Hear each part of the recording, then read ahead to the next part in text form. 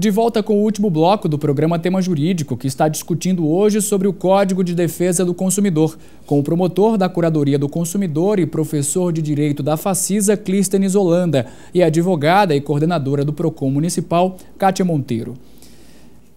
Agora, em maio, a gente viveu uma avalanche de reclamações sobre o serviço de telefonia móvel. Inclusive, a gente já comentou, o professor Clístenes já comentou aqui num dos blocos anteriores. Apesar da punição, a sensação é que o problema não é passageiro. O que o usuário pode fazer para se proteger, professor? Rodrigo, o problema não só não é passageiro, como tende a piorar, né? As reclamações tendem a crescer e a se avolumar. A problemática não é local, ela é nacional, hoje é um aspecto, é um tema, né, que está sendo discutido no âmbito da Secretaria Nacional, que agora é a Secretaria Nacional do Consumidor, o antigo Departamento de Proteção e Defesa do Consumidor, né, está sendo fartamente discutida em âmbito nacional, no Ministério da Justiça, em todos os ministérios públicos do Brasil, em todos os PROCONs estaduais e municipais, porque a problemática, de fato, é uma problemática nacional. Não é específica para essa ou aquela operadora, então a dificuldade é generalizada, né? A verdade é que essas operadoras, essas concessionárias do serviço público de telefonia, elas venderam, na verdade, serviços, né? O serviço de telecomunicação através do aparelho celular, e não conseguem atender à demanda, né? E não conseguem cumprir com as suas obrigações contratuais com os consumidores. Cresceram muito, né? Tiveram uma finalidade, cresceram os olhos e conseguiram lucros, estão conseguindo lucros absurdos, né? Lucros fantásticos, exorbitantes, e não conseguem atender a demanda por questões técnicas, operacionais, que para o consumidor são irrelevantes. Ela fez um contrato, ela prometeu a prestação de um serviço e ela tem a obrigação legal de cumprir com a sua, né, com esse compromisso assumido. A gente percebe que foi uma ganância, na verdade, né? Uma apresentava um produto, uma promoção, e a outra queria competir, e aí tinha essa dificuldade. Há quem diga que nem elas esperavam essa procura. Eu acredito que elas tinham plena consciência disso. Acho que se você vai oferecer um serviço, você tem a obrigação de antes fazer um levantamento técnico prévio para saber o alcance, até onde você pode ir. E, em determinado momento, deixar mesmo de oferecer o serviço, deixar de suspender, se você não tem condição de atender a uma demanda maior do que o que você pode oferecer. E a população, né? O consumidor, o que faz? O consumidor, ele tem que reclamar, né? Não há como se pensar, não, a situação está fora de controle e eu vou esperar para ver. Não, cada um tem que fazer a sua parte, porque individualmente, tomando a iniciativa, reclamando, registrando reclamações no PROCON, nos ministérios públicos, é que vai se criar uma mobilização, como já vem se criando e surgindo de forma nacional, para pressionar e para encontrar uma solução. Hoje, o próprio Congresso Nacional, através dos nossos representantes, deputados e senadores, já discutem, né, a questão das dificuldades da telefonia. Então, enfim, acho que teremos uma solução, teremos que ter e encontrar uma solução, né? Acho que essa solução não é localizada, ela tem que vir efetivamente de cima para baixo, né? A Anatel tem que assumir efetivamente o seu papel e o comando desse processo.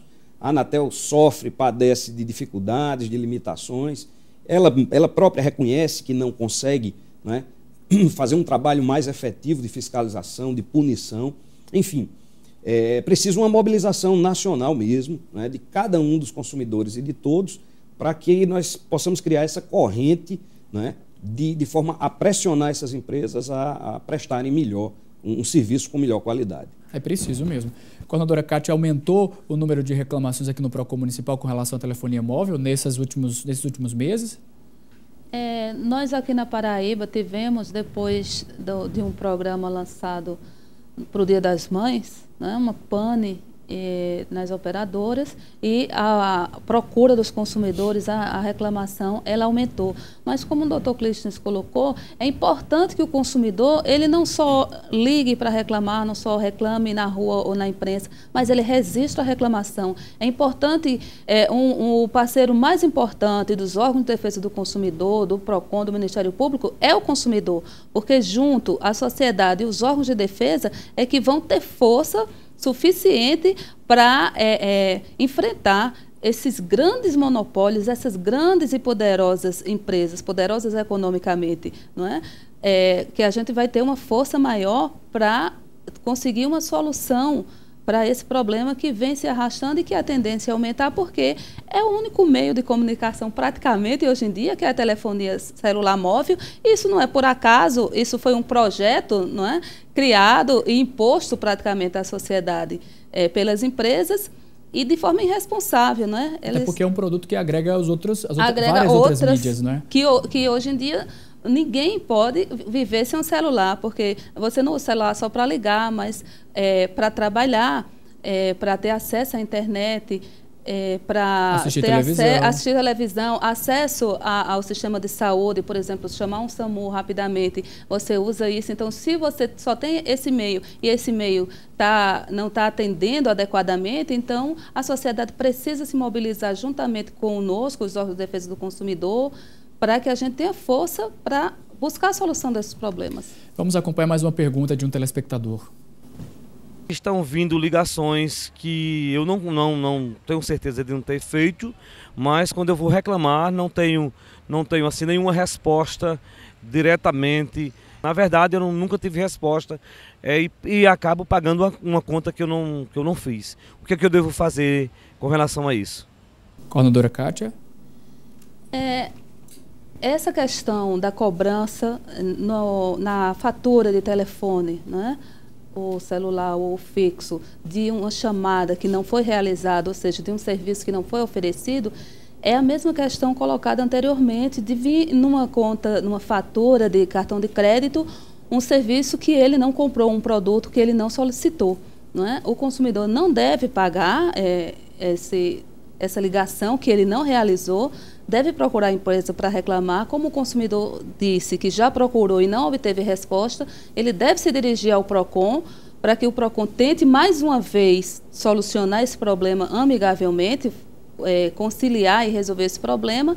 E se a empresa ainda assim resistir e não quiser resolver o problema do consumidor, ele deve procurar a justiça, porque o consumidor jamais deve aceitar e pagar, porque as empresas elas têm essa prática, o se colar colou, então elas têm um lucro muito grande nessas pequenas cobranças que a gente acha que é pequenas de centavos, mas quando soma a quantidade de consumidores que são ludibriados dessa maneira, que têm cobranças indevidas e pagam sem questionar por conta que consideram um pequeno valor, essas empresas estão lucrando milhões. Então, o consumidor tem realmente que reclamar. Isso é um crime, não é? É um crime contra a economia popular.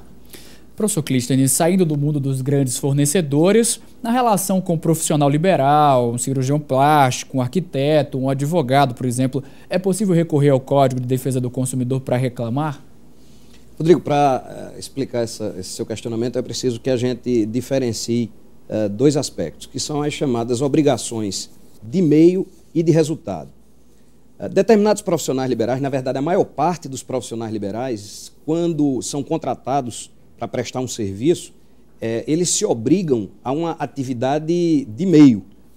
Por exemplo, quando você contrata um médico para que ele trate do seu problema, ele se obriga, através daquele contrato, daquele negócio, a se dedicar o máximo possível, a empreender todos os esforços, utilizar todos os conhecimentos médicos que ele tem, utilizar todos os recursos que a ciência oferece para alcançar o resultado.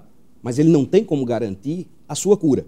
Ele não tem como assegurar e dizer, não, você vai ser curado se utilizar esse tratamento ou se submeter a essa cirurgia, enfim, porque isso está fora, extrapola as limitações dele enquanto profissional.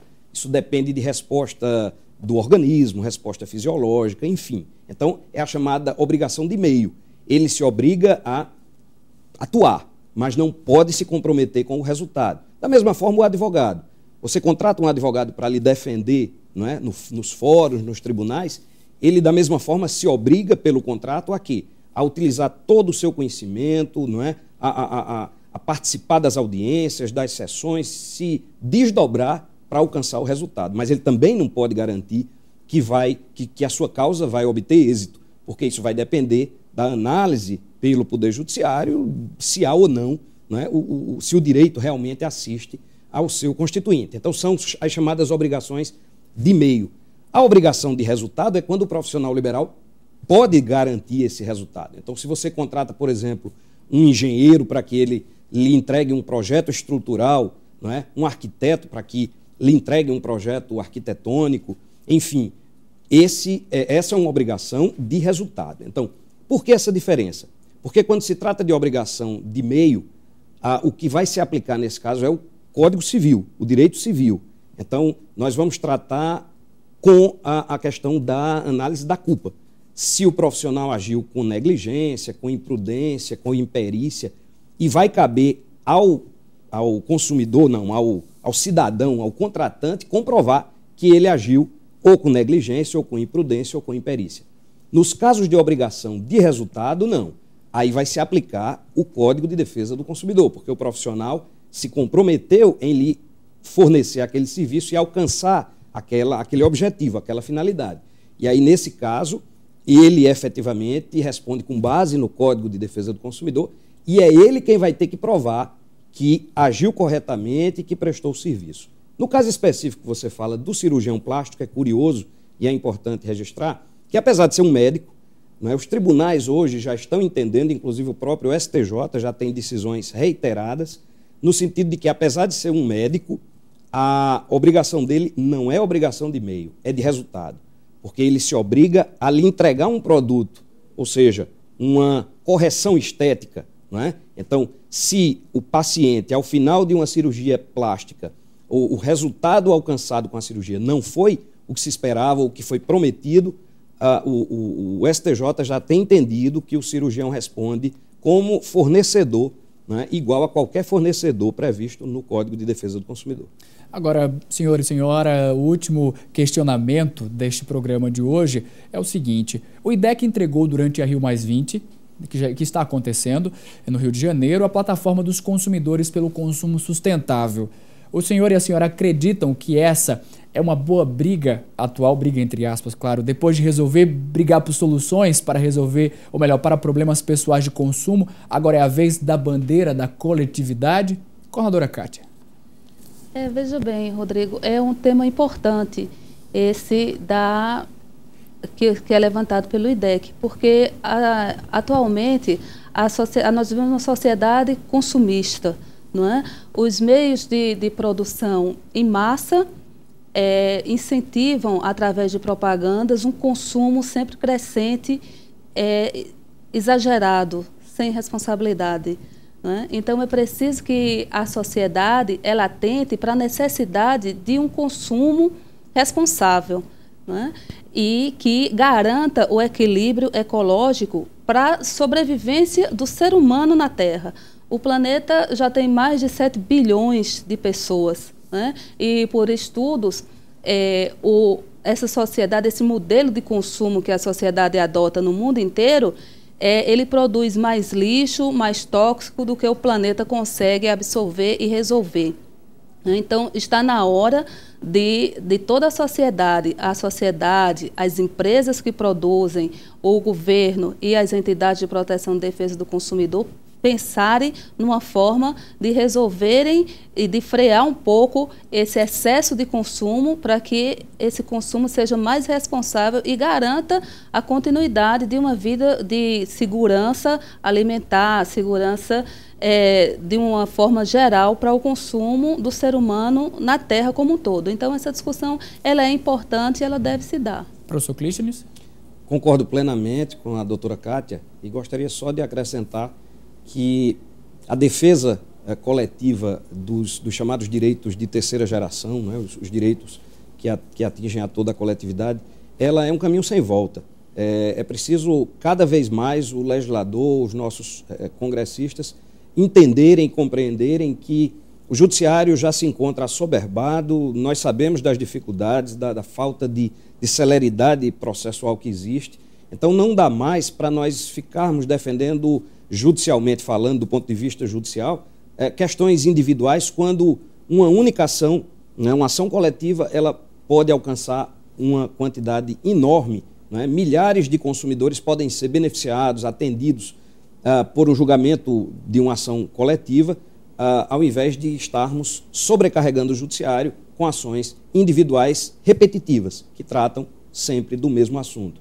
Então, respondendo a sua pergunta, acho que é uma boa, né, é um bom mote utilizar essa questão. Inclusive, as ações coletivas são um dos temas que estão em estudos, né, em discussão com relação à alteração no Código de Defesa do Consumidor, e não tenho dúvidas de que esse é um caminho inevitável, né? Precisamos, sim, enfatizar a importância, né, a necessidade de transformar as ações coletivas numa rotina para o Poder Judiciário, para que nós possamos, com poucas ações, resolver problemas complexos e que alcançam um grande número de consumidores em todo o país. Professor Clístenes Holanda, coordenadora Kátia Monteiro, chegamos ao final de mais um tema jurídico. Nós queremos agradecer a presença do senhor e da senhora aqui no nosso programa e abrimos o espaço para os agradecimentos.